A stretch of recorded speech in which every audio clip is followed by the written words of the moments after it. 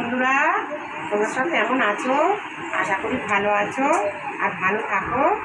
আর দেখো, আমি কাজ থেকেতেই এলাম, এসে ভাবছি যে একটু জয়েস ব্লকে এবার রান্নাটা বসাই। তো তাই রান্নাটা করবো। রান্না করার জন্য এই দেখো, আমি আজকে তোমাদের ডিম দিয়ে কচুরলতি রান্না করে দেখাবো। তো চলো, আমি ডিম দিয়ে কীভাবে কচুরলতিটা আমি দেখো, এই যে এইভাবে আমি কেটে নিয়েছি। আমি কিভাবে তোমাদেরকে আমি ডিম দিয়ে কচুরলতি করব সেটা আমি তোমাদের সঙ্গে শেয়ার করছি। তো চলো, আমি সব কেটে কুটে জোগাড় করে নিই, তারপরে আমি তোমাদের দেখাবো আমি কিভাবে ডিম দিয়ে কচুরলতি করছি, কেমন? আর বন্ধুরা, আর একটা কথা বলি, রান্না করতে করতে আমাকে একটু সাবস্ক্রাইব করো আর একটু শেয়ার করে দিও, আর লাইকটা তো অবশ্যই করবে। এই বুড়ো মানুষটাকে যদি তোমরা একটু সাবস্ক্রাইব করো, একটু দেখো, তাহলে আমার তরফ থেকে খুব ভালো হয়। আর তো চলো বন্ধুরা, আজকে আমি এই রেসিপিটা আমি তোমাদেরকে করে দেখাই, আর তোমরা আমার সাথে থাকো, আর তোমাদের হাতটা আমার মাথায় রাখো আশীর্বাদ বলে, তাহলে অবশ্যই আমি সামনের দিকে এগিয়ে যেতে পারবো। কচুরলতিটা বসাচ্ছি। কচুরলতিটা বসানোর জন্য ওই যে বললাম না তোমাদের ডিম দিয়ে করব। তো দেখো, এর জন্য আমি লতির জন্য দুটো ডিম ভেঙে আমি এই যে এইভাবে ঝুরঝুরে করে নিলাম। আর জানো তো বন্ধুরা, আমাদের তো অনেক লোক বাড়িতে, একটু বেশি লাগবে। আর এই কচুরলতি না এরকম করে করি বলে না সবাই খুব ভালো খায়, জানো তো।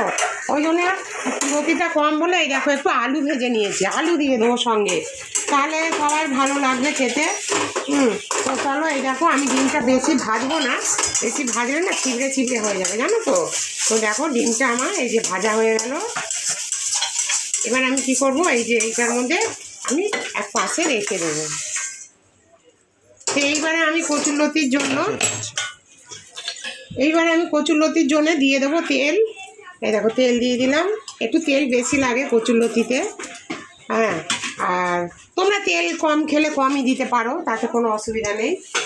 আর এই দেখো, আমি একটা এর মধ্যে শুকনো লঙ্কা ফোড়ন দিলাম, সামান্য একটু জিরে ফোড়ন দিয়ে দিলাম, দিয়ে তেলটা আমার ভালো করে গরম হোক। তারপরে দেখো, আমি এতে পেঁয়াজ দিয়ে দেবো।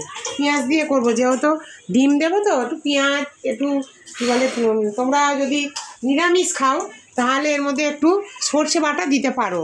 সর্ষে বাটাটা না নিরামিষ হলে খুব ভালো লাগে, সর্ষে বাটাটা দিয়ে।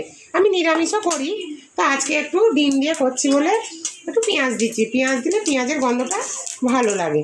আর এই দেখো বন্ধুরা, আমি এই যে এইভাবে কচুরলতিগুলো আমি কেটে নিয়েছি আর ধুয়েও নিয়ে এসেছি, ঠিক আছে।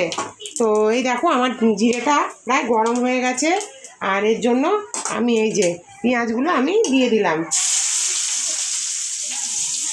এটা আমি পেঁয়াজগুলো দিয়ে দিলাম, দিয়ে পেঁয়াজগুলো একটু লাল লাল হলে আমি কচুরলতিটা দিয়ে দেবো।